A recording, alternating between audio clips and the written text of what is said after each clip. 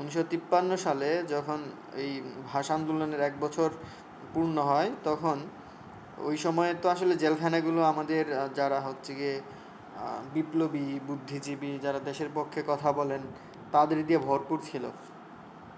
তো তখন ওই জেলখানায় যারা ছিলেন তারা হচ্ছে মানে মনস্থির করলেন যে এই দিবসটাকে উপলক্ষ করে তারা কিছু একটা করবেন দিনটাকে স্মরণ করার জন্য। তো সেই জায়গা থেকেই মুনির চৌধুরীকে অ্যাপ্রোচ করা হয় যে তিনি যেন একটা নাটক লিখেন, এবং মুনির চৌধুরী এই নাটকটি রচনা করেন। তো এই নাটকের বিষয়বস্তু হচ্ছে কি 1952 সালের 21শে ফেব্রুয়ারিতে রাষ্ট্রভাষার আন্দোলনে যখন দিনের বেলা গুলি ছোড়ে, তখন রাতের বেলা এই লাশগুলোকে গুম করার জন্য নিয়ে যাওয়া হয় কবরস্থানে।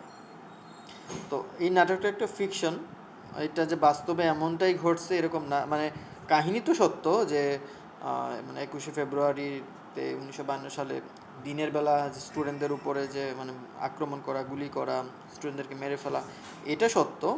কিন্তু আমাদের এই নাটকের যে রাতের বেলার যে কাহিনীটা দেখানো হয়েছে, নাটকের যে বিষয়টা মঞ্চস্থ করা হয়েছে, এটা একটা ফিকশন।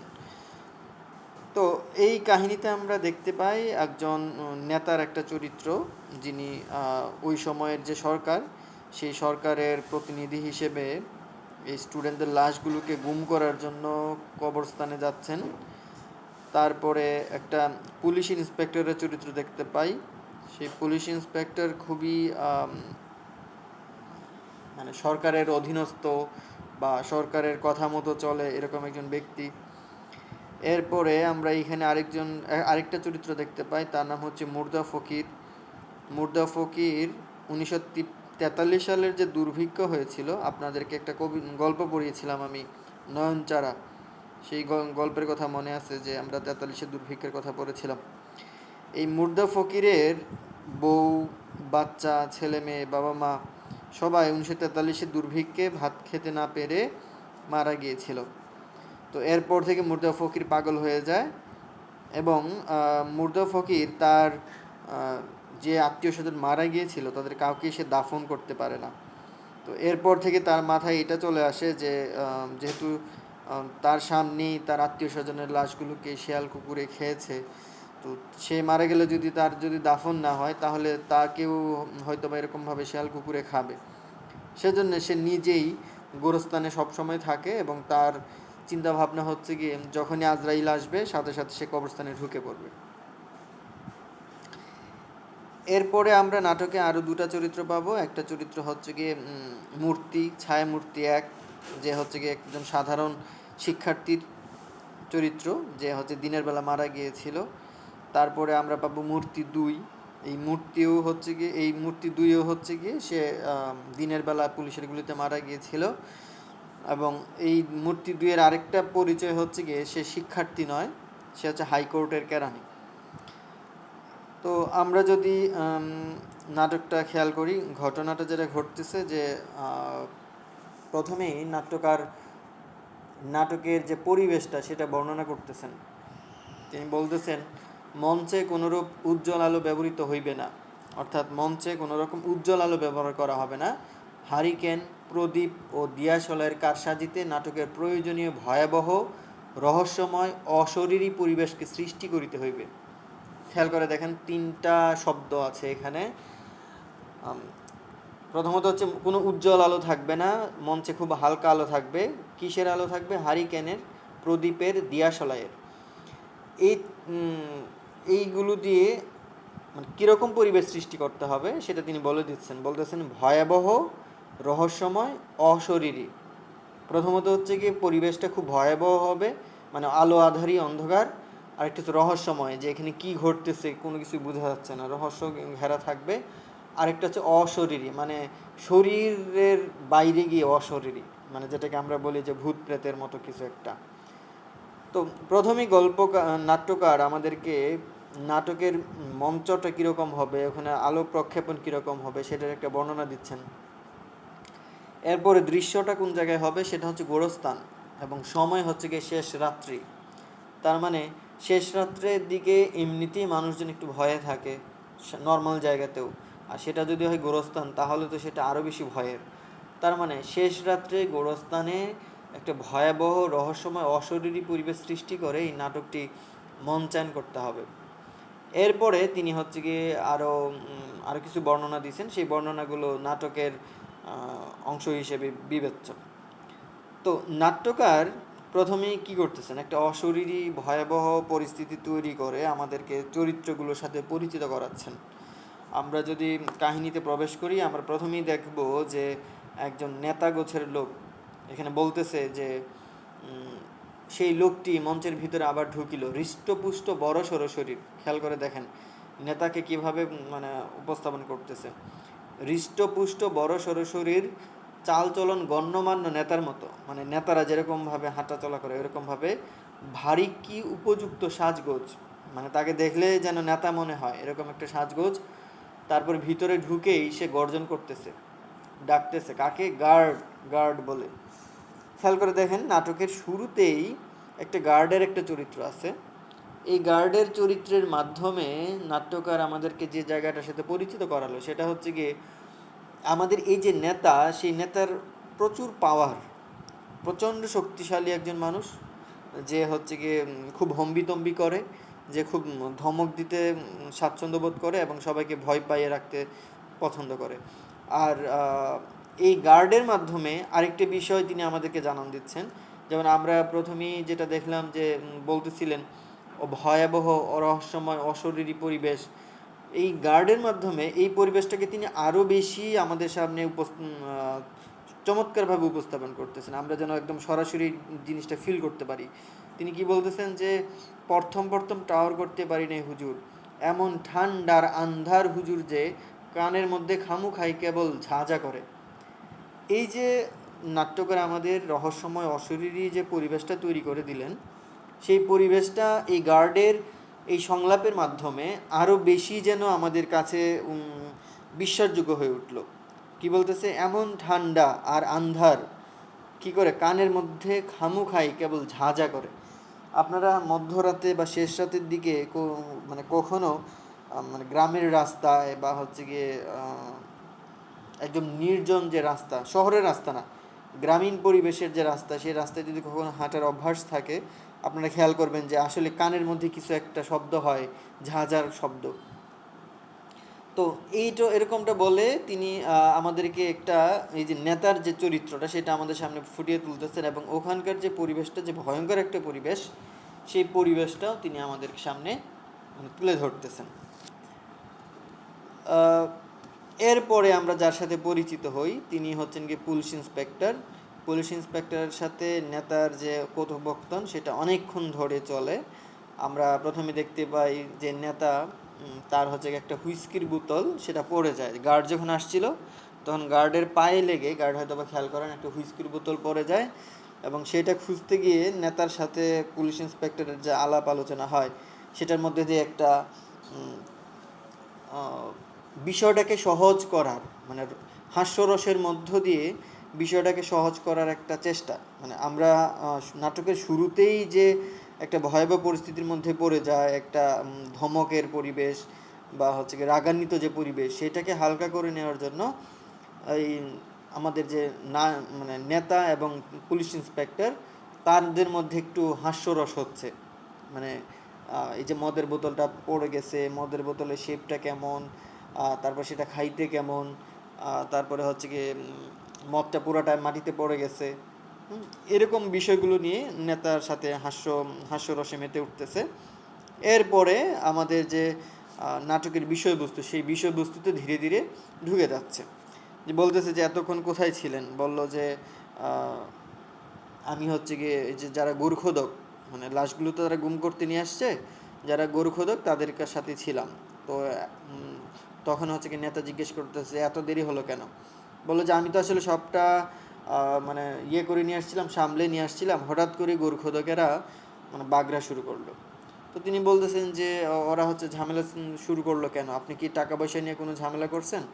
তখন সে বলতেছে যে টাকা পয়সা নিয়ে আমি কেন ঝামেলা করবো, সরকারি কাজে টাকা খরচ হবে, সেটাতে আমার এত থাকবে কিসের জন্য? আমি টাকা পয়সা নিয়ে কোনো ঝামেলা করি নাই, কিন্তু ওরা নিজেরাই গোলমাল করলো। সেই গোলমালটা কিসের? বলল যে ওদের হচ্ছে গিয়ে আপত্তি হচ্ছে যে আমরা যে বলতেছি একটা কবরের ভিতরেই সবাইকে মানে দাফন করব, ওরা বলতেছে যে মানে মুসলমানের লাশ এগুলো মানে গোসল হয় নাই, তারপর দাফন হয় নাই, জানাজা পর্যন্ত হয় নাই। হ্যাঁ, এখন আবার আলাদা করে একটা কবরও পাবে না, এটা কেমন হয়? তো এদের দাবি হচ্ছে কি আলাদা আলাদা করে কবর দিতে হবে। তখন হচ্ছে গিয়ে বলল যে তাহলে তুমি রাজি হও নাই কেন? সে বলল আমি তো প্রায় রাজি হয়ে গেছিলাম। তখন হচ্ছে কি মুর্দা ফকির এসে ঝামেলা বাঁধালো যে এটা আবার কে? তখন হচ্ছে কি ওই পুলিশ ইন্সপেক্টরের সংলাপের মাধ্যমেই এই যে মুর্দা ফকিরের যে মানে মানে অতীতের যে ইতিহাসটা সেটা আমাদের সামনে চলে আসে। আমরা শুনতে পাই, বলতেছেন যে মুর্দা ফকিরের বউ ছেলে মেয়ে তারা হচ্ছে গিয়ে 43 দুর্ভিক্ষে মারা যায় এবং এরপর থেকে সে এখানে আসে। তো এই লোকে এসে কি সমস্যা করলো?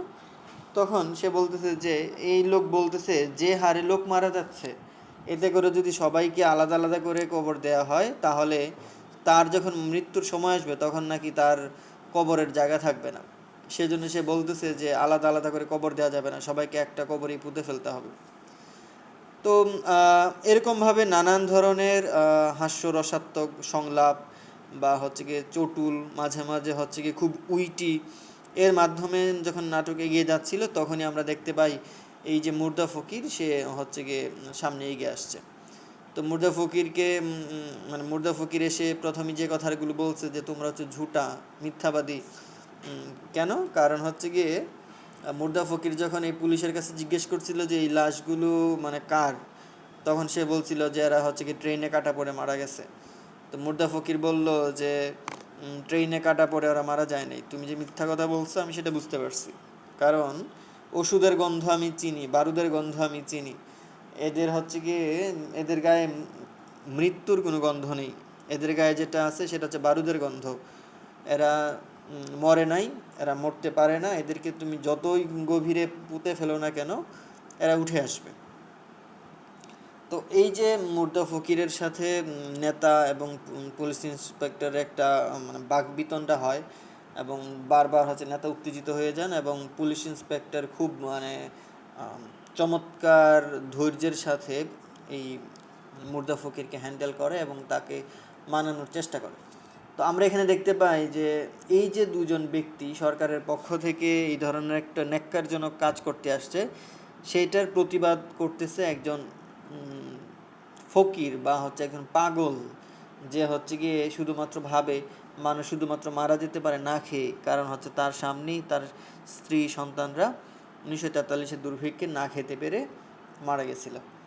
তো এরকম একটা চরিত্র সৃষ্টি করার মাধ্যমে তিনি হচ্ছে গিয়ে মানে নাট্যকার আমাদেরকে 43 দুর্ভিক্ষের কাহিনীটা আমাদের সাথে, এই যে 43 দুর্ভিক্ষে যখন আমি পড়াইছিলাম আপনাদেরকে এইটা বলছিলাম যে 43 দুর্ভিক্ষ শুধুমাত্র যে খাদ্যের অভাবে হয়েছিল এরকম না, বরং ওই সময়কার যারা নেতৃস্থানীয় ছিল, যারা সরকারের ক্ষমতায় ছিল, তাদের অবহেলা, তাদের যে কাজ না করার যে অপচেষ্টা, সেটার কারণেও এই দুর্ভিক্ষটা হয়েছিল। তো যখন হচ্ছে মুর্দা ফকির চলে যায়, মুর্দা ফকির বলে যে এরা কবরে থাকবে না, এদেরকে আমি উঠায় নিয়ে আসবো, এদেরকে আমি মিছিল করাবো। এই বলে যখন চলে যায় তখনই আমরা দেখি যে আরেকটা নতুন পরিবেশ সৃষ্টি হচ্ছে। তারা মদ খাচ্ছে, নেতা এবং হচ্ছে কি পুলিশ ইন্সপেক্টর মদ খাওয়ার পরে হঠাৎ করে তাদের সামনে চলে আসে একটা লাশ। তারা একটা ছায়ামূর্তি দেখতে পায় এবং সেটা হচ্ছে একজন স্টুডেন্টের। তখন সেই স্টুডেন্টকে বলে যে তুমি কেন আসছো এখানে, কি চাও? স্টুডেন্ট বলতেছে যে আমি কবরে যাব না। তখন বলছে যে না তুমি মরে গেছো, তোমার কবরই এখন জায়গা। বলছে না আমি মরিনি, আমি মরবো না, আমি মরতে চাইনি। হ্যাঁ, তখন হচ্ছে গিয়ে ওই নেতা বলতেছে যে দেখো তুমি হচ্ছে ইউনিভার্সিটি সবচেয়ে উঁচু ক্লাসে পড়ছো, তোমার বুদ্ধি আছে, জ্ঞান আছে, মস্তিষ্ক আছে। ওই লোক বলতেছে মানে যে ছায়ামূর্তি সে বলতেছে যে মস্তিষ্ক নাই, আপনাদের গুলিতে খুলিটা উড়ে গেছে আর ভিতরে যা ছিল সব রাস্তায় পড়ে গেছে। তো আমাকে বুঝায় কোনো লাভ নাই, আমি হচ্ছে গিয়ে মরবো না, আমরা মরতে চাইনি, আমি কবরে যাব না। তখন হচ্ছে গিয়ে ওই নেতা এবং পুলিশ ইন্সপেক্টর বিভিন্নভাবে তাদেরকে বোঝানোর চেষ্টা করে, কিন্তু এই ছায়ামূর্তি সে হচ্ছে কবরে যাবে না। এবং আমরা দেখতে পাই পর মুহূর্তেই আরও একটা ছায়ামূর্তির আবির্ভাব ঘটে এবং তাকে যখন জিজ্ঞেস করা হয় যে তুমি কে, তখন সে বলে যে আমাকে চিনবেন না, আমি হাইকোর্টের কেরানি। তো হাইকোর্টের কেরানি, তখন নেতা বলে যে তুমি এদের সাথে জুটছো। তখন ওই হাইকোর্টের কেরানি সংলাপ বলে যে গুলি করে গেঁথে দিয়েছেন, চাইলেও আলগা হতে পারবো না। খেয়াল করে দেখেন, আপনাদেরকে যখন আমি একুশের কবিতা, অমর একুশে এবং স্মৃতিস্তম্ভ কবিতা পড়িয়েছিলাম, তখন আমি জাতীয়তাবাদ নিয়ে কথা বলছি, জাতীয়তাবাদ বুঝাইছি ওখানে। তো এই জাতীয়তাবাদ জিনিসটা কিন্তু এই কবিতাতেও, মানে এই নাটকেও আছে। এই নাটকেও বলতেছে যে গুলি করে গেঁথে দিয়েছেন, অর্থাৎ আমাদের জাতীয়তাবাদটা কিভাবে গড়ে উঠতেছে, ভাষার দাবিতে গুলি খেয়ে মানে মরে গিয়ে একতাবদ্ধ হচ্ছি আমরা। তো এই লোকটা যখন আসলো হাইকোর্টের কেরানি, তখন বলতেছে যে তুমি কবরে চলে যাও, আমি তোমাদের কথা দিচ্ছি, তোমাদের নামে মনুমেন্ট করে দিব, এই সেই। তখন কি হাইকোর্টের কেরানি বলতেছে যে আমি আপনাকে চিনি, আপনি একজন মিথ্যাবাদী। আমরা যখন একবার আন্দোলন করছিলাম, অনশন করছিলাম, তখন 1.5 মাসের আন্দোলন আপনি কি আমাদের বন্ধ করে দিয়েছিলেন মিথ্যা কথা বলে। আপনি বলছিলেন যে সব দাবি মেনে নেবেন, কিন্তু মেনে নিননি। তো আমরা আর আপনার কথা মানব না, আমরা কবরে যাব না, আমরা কবরে যাওয়ার জন্য আসি নাই, আমরা মরি নাই। তার মানে এইখানে পাকিস্তান সরকার যে এই যে হাইকোর্টের ওই সময়কার কেরানিরা আন্দোলন করতেছিল, তৃতীয় শ্রেণী কর্মচারীরা, তাদেরকে নানান ছলাকলা করে যে নিবৃত্ত করলো, বা কি তাদের আন্দোলনটা যে নস্যাৎ করে দিল এবং সেটা দাবিটা যে মানলো না, সেটারও একটা দলিল তিনি আমাদের সামনে উপস্থাপন করছেন। এবং আমরা এরপরে যেটা দেখতে পাই যে এই দুইটা চরিত্র, এই যে হাইকোর্টের কেরানি, তার একটা ছোট বাচ্চা ছিল, তার নাম ছিল মিন্টু। এই ওষুধ কিনতে পারে না বলে, দুধ কিনতে পারে নাই বলে এই মিন্টু কি মারা যায়। তো এই যে মিন্টু মারা যা গেল, এটা তো তার একটা ক্ষত, যে আমি আন্দোলন করতেছি বলে আজকে আমার টাকা নেই, ওষুধ নেই, খাবার নেই, আমার সন্তান মারা যাচ্ছে। সেই আন্দোলনটা এই সরকারের বিরুদ্ধে, আর এই সরকারই আসছে কি করতে, তাদের লাশগুলোকে গুম করতে। তো এই যে দুইটা ছায়ামূর্তির সাথে কথা চলতেছে, এবং পরক্ষণে দেখি আমরা যে এই নাটকের যিনি ইন্সপেক্টর চরিত্র হাফিজ, সেই হাফিজ গিয়ে হঠাৎ করে বলে যে এই লাইনে কাজ হবে না, মানে ভোল পাল্টাতে হবে, কি করতে হবে। তখন সে গিয়ে তার সাথে যে চাদরটা ছিল, সেই চাদরটা গায়ে দিয়ে সে স্ত্রী লোকের ভঙ্গি ধরে আর কি। সে মা সেজে এই যে স্টুডেন্ট যে ছায়ামূর্তিটা ছিল, ওকে ডাকে, ওকে বলে যে গিয়ে আমি তোর মা, আমি তোর জন্য বিছানা পেতে রাখছি, যা শুয়ে পড়। তখন সেই ছেলে বলে যে না, আমি শুব না, আমি শুলে আর কখনো জাগবো না, ওরা আমাকে মাটি চাপা দিয়ে দিবে, আমি শুব না। তখন গিয়ে ওই চরিত্রটা বলে যে হ্যাঁ, তুই দস্যি ছেলে, তুই গিয়ে মায়ের যন্ত্রণা বুঝিস না, মা হলে বুঝতি সন্তানের জন্য মায়ের কত কষ্ট। তো আর দেরি করিস না, তুই শুয়ে পড়। তখন সে ছেলে বলে যে না মা, আমার খুব কষ্ট হয়, আমি তো মানে তোমার সাথে কথা বলবো বলেই তো আমি যুদ্ধে মানে আন্দোলনে গিয়েছিলাম, আমার যখন রক্ত পড়তেছিল গড়িয়ে ঘুরে, তখন আমার তোমার স্মৃতি মনে পড়তেছিল, আমি তোমার বুকে ফিরতে চাই, কিন্তু আমি এখন শুব না, আমাকে শুইলে ওরা আমাকে মাটি চাপা দিয়ে দিবে। তো এই যে দৃশ্যায়নটা, এই দৃশ্যায়নের এক পর্যায়ে দেখা যায় যে ওই যে ছায়ামূর্তি 2 যেটা ছিল, যার ছেলে মারা গেছে, আমরা দেখতে পাই যে ওই মূর্তিটা হঠাৎ করে আবার তার মধ্যে একটা চেঞ্জ আসতেছে। সে মনে করতেছে এই যে ছায়ামূর্তি 1 যে ছেলেটা, এই তার নিজেরই ছেলে মিন্টু, এবং সে বলতেছে মিন্টু মিন্টু আমার বুকে আয়, এবং এইটাকে কাজে লাগাচ্ছে আবার পুলিশ ইন্সপেক্টর। সে যেহেতু মা সাচ্ছে, সে বলতেছে ওই যে তোর বাপ ডাকতেছে, তুই তোর বাবার কুলে যা, যা শুয়ে পড়। তো এই যে নানানভাবে নাটকটাকে তৈরি করা, বা গিয়ে সংলাপের মাধ্যমে, ঘটনা সন্নিবেশের মাধ্যমে একটা চমৎকারিত্ব দেখানো, এটা নাট্যকারের একটা কৌশল। আমরা এরপরে দেখতে পাই যে কিছুক্ষণ পরেই আসে, গার্ড আসে, একদম ভোর হয়ে গেছে। গার্ড এসে বলে যে ওদিকের সকল কাজ শেষ, লাশগুলোকে দাফন করা হয়ে গেছে, সবাই ট্রাকে উঠে গেছে এবং আপনাদের জন্য অপেক্ষা করছে। তখনই মূলত তার নাটকটা শেষ হয়ে যায়। এবং গিয়ে আমরা দেখতে পাই একদম শেষের দিকে যে বর্ণনাটা আছে, আমি যদি একটু আপনাদেরকে পাঠ করে শোনাই।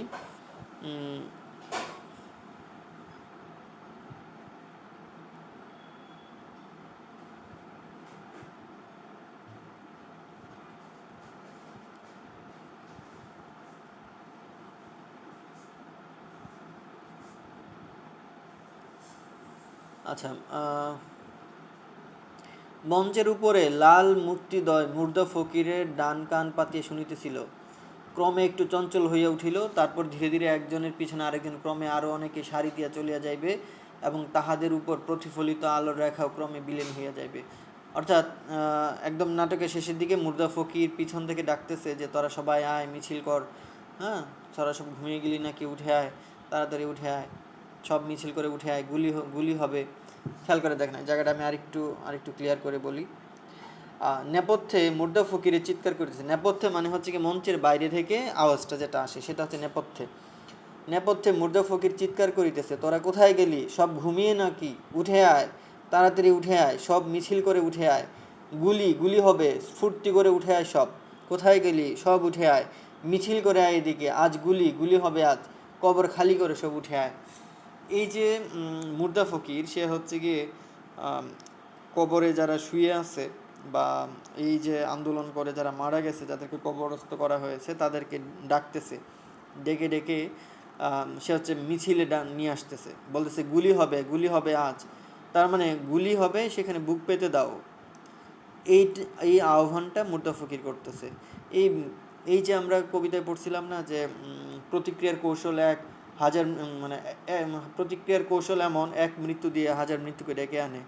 তো এই যে মুর্দা ফকির ডাকতেছে, কি করো, আজকে গুলি হবে, সবাই ফুর্তি করে উঠে আয়, সব কোথায় গেলি, উঠে আয়, সব মিছিল করে আয় দিকে, আজ গুলি হবে, কবর খালি করে সব উঠে আয়। তো এই যে গুলি হবে, সব উঠে আয়, এটা জাতীয়তাবাদী চেতনা, যে আমার অধিকার আদায়ের জন্য, আমার দাবি আদায়ের জন্য আমি কি করব, মাঠে থাকবো।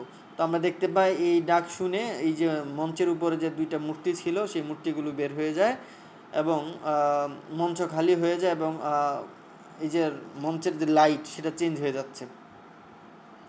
তারপরে হচ্ছে গিয়ে গার্ড এসে সে হচ্ছে গিয়ে বলতেছে যে গাড়িতে উঠতে হগলে আপনাকে লাইগে ইন্তজার করতেছে, সব কাম খতম, কারফিউ শেষ হইতো আর দেরি নেই। তারপরে হচ্ছে গিয়ে তারা দেখলো যে আসলে মঞ্চটা খালি এবং হচ্ছে গিয়ে কোনো সমস্যাই নেই।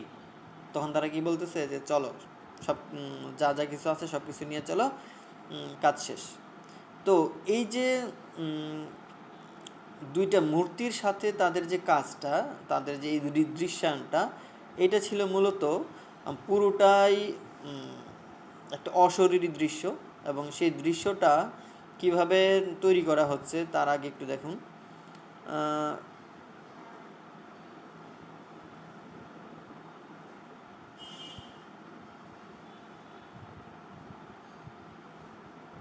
আচ্ছা, যখন হচ্ছে মুর্দা ফকির চলে যাচ্ছে, প্রথম যখন আসলো মুর্দা ফকির যখন চলে যাচ্ছে, এরপরে হাফিজের সাথে নেতার যে কথোপকথনগুলো হয়, সেইখানে বোঝা যায় যে নেতা মদ পান করতে করতে সে আর নিজের মধ্যে নেই। সে কি করতেছে, হাফিজ বলতেছে, হ্যাঁ হ্যাঁ স্যার, সব খতম স্যার, আমরা এখন ফ্রি, দেখলেন তো পাগলটাকে কীরকম পোষ মানালাম, পাগলটাকে অত হুজুর হুজুর না বললে হয়তো গায়ের দিকেই ছুটতো, আর শরীরটা অনেকক্ষণ থেকে এমন নড়বড়ে মনে হচ্ছে যে এর ওপর এখন কিছু এসে পড়লে পাত্তা পাওয়া যেত না। নেতা বলছে, ভালো হতো, তুলে নিয়ে আপনাকে শুদ্ধ পুঁতে ফেলার ব্যবস্থা করতাম। তার মানে নেতা অলরেডি মাতাল হয়ে গেছে, সে হচ্ছে গিয়ে এতক্ষণ ধরে সবাইকে পুঁতে ফেলতে চাইতেছিল, এখন পুলিশ ইন্সপেক্টরকে পুঁতে ফেলতেছে। হাফিজ বলতেছে, ওই একটা নোংরা কথা বারবার বলবেন না স্যার, তাহলে আমিও আপনার সম্পর্কে দু একটা হক কথা বলে ফেলবো কিন্তু। নেতা বলতেছে, যেমন?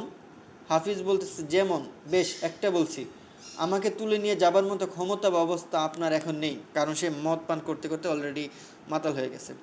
আপনি এখন নিজে খাড়া রাখতে পারলে প্রচুর হাততালি পাবেন। তার মানে মদ পান করতে করতে তার এমন অবস্থা যে সে নিজে এখন দাঁড়াতে পারবে না। বক্তৃতা না করলেও হাততালি দেব।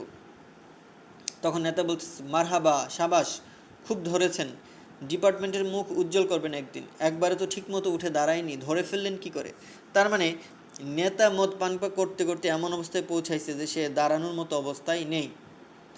তখন পুলিশ ইন্সপেক্টর বলতেছে, অনেক দিন হলো এ লাইনে আছি স্যার, এতটুকু বুঝবো না? নেতা বলতেছে, সবটা ঠিক ধরতে পারেননি, উঠতে হয়তো কষ্ট হবে, কিন্তু বক্তৃতা আমি ঠিক দিতে পারবো। তার মানে অলরেডি সে নিজে স্বীকার করতেছে তার উঠতে কষ্ট হবে, সে একদম মাতাল হয়ে গেছে। কি বিশ্বাস হয় না বুঝি? হাফিজ বলতেছে, বিশ্বাস, হ্যাঁ পারবেন, তা পারবেন। আমি মানে আমার ব্রেনটাও ঠিক আছে, যে কোনো পরিস্থিতিতে এখনও আমার ডিউটি ঠিক করে যেতে পারবো। তার মানে তার ব্রেনটা ঠিক আছে, এটা নিয়ে তার একটা দোলাচলতা আছে, তার অবিশ্বাসের জায়গা আছে। সে যখন একজন মানুষ বলে আমার ব্রেন ঠিক আছে, তার মানে সে নিজেকে নিয়ে একটু কনফিউশনে আছে যে আসলে তার ব্রেনটা ঠিক আছে কিনা। তবে তবে মানে এই চোখ আর কান খামুকা একটু বেশি কাজ করছে বলে ভয় হচ্ছে। খেয়াল করে দেখেন, সে বলতেছে যে আমি ঠিক আছি, আমার ব্রেন ঠিক আছে, কিন্তু আমার এই চোখ আর এই কান একটু খামুখায় বেশি কাজ করতেছে। তার মানে নেতা অলরেডি বসে গেছে, নেতা দাঁড়ানোর মতো অবস্থায় নেই। হাফিজও বলতেছে যে আমার ব্রেন ঠিক কাজ করতেছে, কিন্তু আমার চোখ আর কান একটু বেশি কাজ করতেছে, তার মানে সেও একটু বেশি মাতাল। তখন নেতা বলতেছে ভয় ভয় কিসের, তুমি মনে করছো মুর্দা ফকিরের কথা আমি ডরাই? এখান থেকে যাওয়ার আগে ওটাকে মুর্দা বানিয়ে যাব। কোথাকার আমার জিন্দা পীর এসেছেন, ওর কথায় গোর থেকে লাশ উঠে আসবে। কিছু মনে করবেন না স্যার, একটা সওয়াল পুছ করছি আপনাকে, মনে করেন সত্যি যদি মুর্দা ফকির লাশগুলোর একটা মিছিল নিয়ে এসে দাঁড়ায়, কি করবেন তখন আপনি? দেখেন ওরা কিন্তু হাস্যরস করতেছে, মাতলামি করতেছে। নেতা তখন বলতেছে সবাইকে, আপনাকে শুদ্ধ একসঙ্গে পুঁতে ফেলতাম। এই যে আলাপগুলো, সেই আলাপগুলো আসলে প্রমাণ করে যে এই যে মুর্দা ফকির এবং আমাদের যে নেতা, এরা দুজন কেউই আর হচ্ছে কি নিজেদের মধ্যে স্বাভাবিক অবস্থায় নেই। তারা দুজনেই মাতাল, এবং মাতাল হয়ে মূলত এই কথাগুলো তারা বলছেন। এবং পরবর্তীতেই ওই যে দুইটা মূর্তির আবির্ভাব ঘটে এবং তাদের সাথে তাদের যে হাস্যরসাত্মক কথোপকথন, এবং সেখান থেকে ইতিহাসের নানান বিষয় উঠে আসা। তো আমরা এই নাটকটাতে যে বিষয়টা দেখতে পাই সেটা হচ্ছে কি, নাট্যকার খুব কৌশলে, খুব চমৎকারভাবে আমাদেরকে ওই ভাষা আন্দোলনকে কেন্দ্র করে ওই সময়কার রাজনীতি, ওই সময়কার পরিস্থিতি বা অপরাপর যে বিষয়গুলো আছে সেই বিষয়গুলো খুব চমৎকারভাবে আমাদের সামনে তিনি নিয়ে আসছেন। আমরা এই নাটকটা খুব ভালোভাবে পড়ব। যারা এখনও পাঠ করিনি তারা হয়তো বা বুঝতে পারতেছি না যে আমি কোন জায়গা থেকে কোন জায়গায় চলে যাচ্ছি। কারণ আমি হচ্ছে প্রথমেই সামনে কথা বলছি, পরবর্তীতে আবার শেষের দিকে চলে যাচ্ছি, আবার মাঝখানে চলে যাচ্ছি। তো এটা এই জন্যেই আগে আমি সবসময় বলি যে আপনারা টেক্সটটা পড়ে ফেলবেন, তাহলে আমি যখন কথা বলবো আপনাদের ধরতে সুবিধা হবে।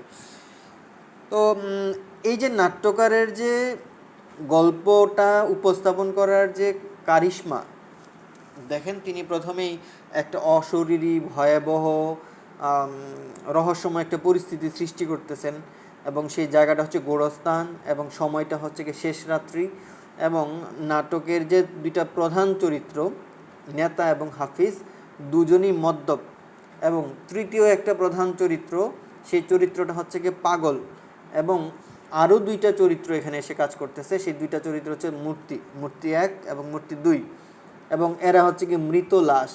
তার মানে কেমন একটা অদ্ভুত পরিস্থিতি তৈরি করে, যারা কেউই স্বাভাবিক না। তার মানে অস্বাভাবিক মানুষগুলো দ্বারা তিনি ওই সময়ের স্বাভাবিক যে ইতিহাসটা আছে সেটা আমাদের সামনে তিনি উপস্থাপন করছেন। তো তার সংলাপ রচনা, খেয়াল করে দেখেন সংলাপগুলো কত চমৎকার। একজন আরেকজনকে আঘাত করতেছে, প্রশ্ন করতেছে, একজন আরেকজনকে খোঁচা মারতেছে, সেই খোঁচার মাধ্যমে ইতিহাসের সত্য বিষয়গুলো উঠে আসতেছে। এই বিষয়গুলো আমাদেরকে একটু যথাযথভাবে চমৎকারভাবে অ্যানালাইসিস করতে হবে, আমরা যেন খুব চমৎকারভাবে বুঝতে পারি যে আসলে আমি কি পড়লাম। তো আপনারা যদি কারো কোনো প্রশ্ন থাকে, আপনারা কোনো একটা প্রশ্ন করতে পারেন। আমার জায়গা থেকে যতগুলো কথা বলার ছিল আমার মনে হয় আমি বলে ফেলছি, অনেকক্ষণ ধরে বলছি। তো আপনারা একটু বলেন কারো যদি কোনো কোয়েশ্চেন থাকে বা কেউ যদি কোনো কিছু অ্যাড করতে চান।